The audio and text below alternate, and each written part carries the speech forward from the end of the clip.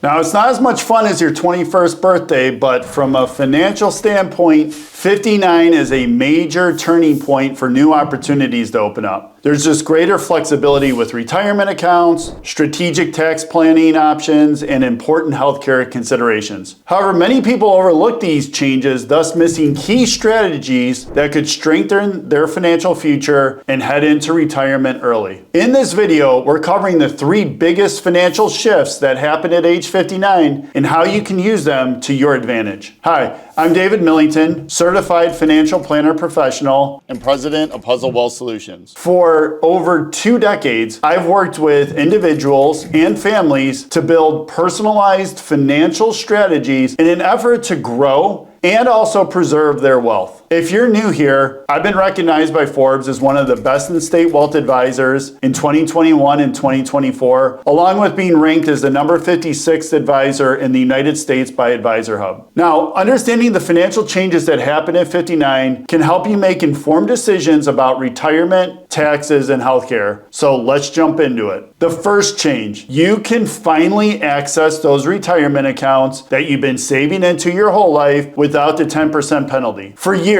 early withdrawals from tax-advantaged retirement accounts, such as 401ks and traditional IRAs, came with a 10% penalty unless an exception applied. But, once you reach age 59 and a half, that penalty is eliminated. So, this creates more flexibility, particularly for those considering early retirement or just looking for ways to optimize their tax situation. However, regular income taxes still apply to withdrawals from traditional accounts, so it is essential to be strategic. Now, one common approach is gradually converting a portion of tax-deferred savings into a Roth IRA. This allows your retirement funds to grow tax-free moving forward, also reducing required minimum distributions or your RMDs later on. It also provides more control over taxable income into retirement. For those still working, many employer-sponsored 401k plans allow in-service rollovers, meaning funds can be transferred to an IRA even though you didn't leave your job. So this can open up more investment options, better align tax planning strategies, and also take advantage of some of those Roth conversions. The key takeaway, just because you can access retirement funds doesn't mean you should withdraw them without a plan. So have a well-structured withdrawal strategy that can minimize unnecessary taxes and hopefully maximize long-term financial security and give you better after-tax performance. Second change, healthcare planning becomes critical. One of the biggest financial concerns for retirees is their healthcare costs, and this becomes even more important as they transition away from an employer-sponsored health plan. Many people delay retirement until 65 just because they don't qualify for Medicare until then, so they work longer than they may need to. But there are some options to bridge the gap that you could retire earlier. Something like Cobra. Cobra allows you to continue your existing healthcare plan for up to 18 months, although that can be expensive. Private health insurance, there's marketplace plans that can provide coverage, and depending on income levels, premium subsidies actually may be available. But also those health savings accounts. About a decade or so ago, we all started saving into them. They've built up. You can withdraw those funds now tax-free for qualified medical expenses if you save them, making it a valuable tool in managing healthcare costs before Medicare eligibility. A lack of planning in any of this can lead to unnecessary expenses or even delay your retirement plans. So take the time to evaluate healthcare costs and coverage options at 59 to provide more clarity about when and how to transition into retirement. The final change, retirement income planning takes center stage. At 59, the focus might shift from saving for retirement to how do you manage those withdrawals effectively. Without a clear strategy, people often withdraw too much, too soon, simply taking their distributions inefficiently, which leads to higher taxes. So a well-structured withdrawal plan should consider all of the following. It should consider which accounts to draw from first. Taxable, tax-deferred, Roth accounts, they all have different tax implications. How do you balance withdrawals with Social Security benefits? So you want to make sure you understand the timing of those Social Security benefits to improve long-term income sustainability. And also there's market conditions, so you need to make adjustments on that. Withdrawals should be flexible, adapting to market performance to help preserve assets during downturn. Another important factor is part-time work or phased retirement. Some individuals choose to transition gradually by working a full-time job to reduced hours or consulting. This approach can provide supplemental income, delay drawing down your savings, and hopefully allows your investments more time to grow. The goal of retirement planning isn't just having enough saved, it's ensuring that those savings last while providing financial flexibility and security. Turning 59 and a half is a major milestone in financial planning. At this stage, key areas to focus on include what we went through. Retirement account access, make sure those withdrawals are, now that they're penalty free, make sure that you have a good tax strategy because that's essential. Although there are no penalties, some taxes may still apply to some retirement account withdrawals, so be mindful of that. Healthcare planning, understand your coverage options as you head into Medicare to help avoid unnecessary expenses. And then also that income strategy. A structured withdrawal plan helps protect long-term savings and reduce tax burdens. Now that you understand the key changes that happen after 59, the next step is applying them to your own retirement strategy. If you want to discuss how these strategies fit or any strategies into your personal financial plan, book a time with me using the link in the description below. Thanks so much for watching, and I look forward to seeing you in the next video.